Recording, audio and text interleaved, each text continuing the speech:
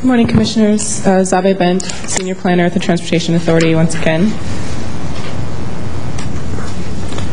I'm going to discuss a couple of different things, sort of what the congestion problem is, what we're seeing from our baseline analysis of congestion in San Francisco today, and also talk about how we came to look at congestion pricing for one of the potential tools for addressing this concern, and discuss the mobility access and pricing study. And then I'll turn it over to Tilly Chang to give you a little background on the US DOT Urban Partnership Program.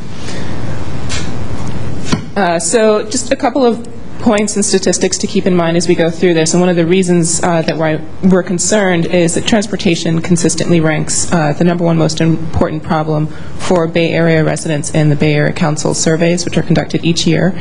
For 9 of the last 10 years, it has been ranked #1. The Bay Area is also the second most congested region in the nation. And in our own public opinion polls as part of this study, we have found that almost 90% of Bay Area residents consider downtown San Francisco congested. When we look at how congestion impacts our economy, what we're finding is that about $2.3 billion in just 2005 were sacrificed to congestion. And we look at this in terms of lost productivity, in terms of how much time people are spending in traffic delays rather than working or participating in their own leisure activities, as well as out-of-pocket costs for excess fuel that's spent sitting in congestion, and also the cost of goods delivery and on-time performance for businesses. When we look at the congestion problem in terms of our street network, what we're seeing here are transit routes operating below 8 miles per hour and auto routes operating below 10 miles per hour, as well as freeway routes operating below 30 miles per hour. These are all in the PM peak, and it shows a lot more red than you would see on the CMP maps, for example, because the CMP maps show only LOS-F. And what we're showing here are routes that are operating, I think it's LOS-E and F, so that we can get a better picture. We certainly think that we can do a lot better than 8 miles per hour. And this does include many lines that are operating much slower than that at 3.5 or 4.5 miles per hour for our transit routes. So as part of our baseline analysis, we also looked at how congestion impacts us. And what we're finding is that half of an average regional trip is spent in traffic delay. We don't necessarily think that your trip should take the same amount of time that it might take at 11 o'clock at night or 3 o'clock in the morning when no one else is on the road, but we certainly want to do better than half of your trip being spent in delay. We are also noticing, again, that average speeds on many of our streets in downtown San Francisco are lower than 10 miles per hour, and that bus speeds are at best 9 to 35% slower than auto speeds. So we know that our transit network is faring worse, as you all mentioned just a few moments ago. And what this means is that when you add in the dwell time as well as the slower running speeds, what we're finding is that in a lot of cases our transit trips are taking double the amount of time that auto trips would take.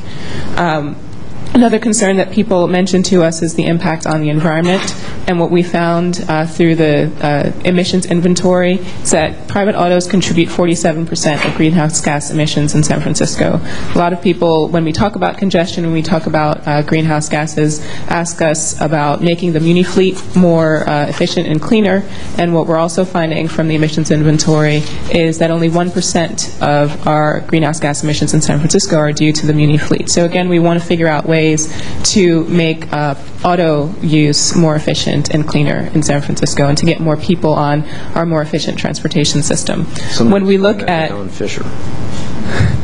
Sorry, go ahead. I'm sorry, I didn't hear that. Never mind. Okay. When we look at where congestion is concentrated, what you're seeing here on this chart is where congestion delay is today in the lighter color, and in the darker color, what we're expecting on the horizon. And we're looking at 2030 as our sort of horizon year. You find that SoMa and downtown are the most congested and actually stand to fare the worst. In our analysis, we find that about 1/4 of the regional delay today is concentrated in this very small area because of the number of people who are driving in Soma and downtown, and also the concentration of the network in that location. But it has huge ripple effects on the rest of the Muni system, because 2/3 of the Muni system goes through from the downtown core. So when it gets stuck downtown, it's not getting out to the Sunset, and it's not getting to North Beach, and it's not getting to the Bayview. Exactly, and this is one of the things that we want to look at when we come up with potential alternatives for a program like this, to understand how small we can define a potential area and how much we can sort of create those ripple effects to look at how the network would benefit.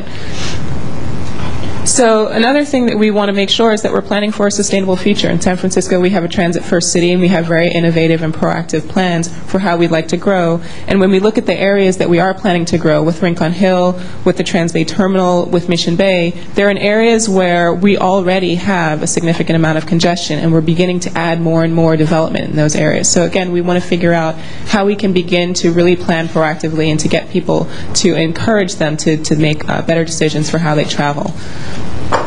So, as I mentioned, we've conducted public opinion polls. We've also conducted some focus groups to understand how people feel about congestion and potentially about congestion pricing. What we found is that 60% of travelers visit downtown San Francisco during off-peak hours, and this is again something that will impact how we would design a potential program for congestion pricing. We want to make sure that people are still coming to San Francisco, to downtown San Francisco, and using our streets, certainly.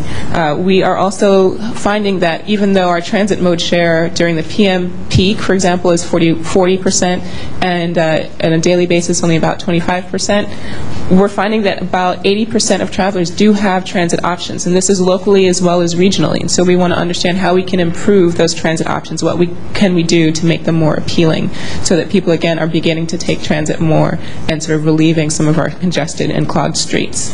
We did also ask people what are the top benefits they would expect from a program like this, and certainly traffic reduction was one of them, but also the environmental impacts was something that really resonated with people, and the environmental benefits overall.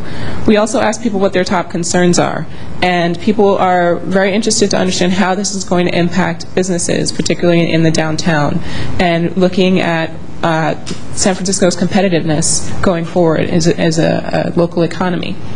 People are also concerned with affordability and trying to understand how this will impact lower income groups, and also looking at sort of the equity concerns for folks who are already paying for tolls, and how that would impact the system and program design, and that's something that we'll be incorporating into the study as well. When we look at skepticism, a lot of people, because this is such a new program, are trying to understand, is this something that can work here in San Francisco, and is it something that the government can deliver on as a package, as a program? And again, this is something that we're going to be working on through this.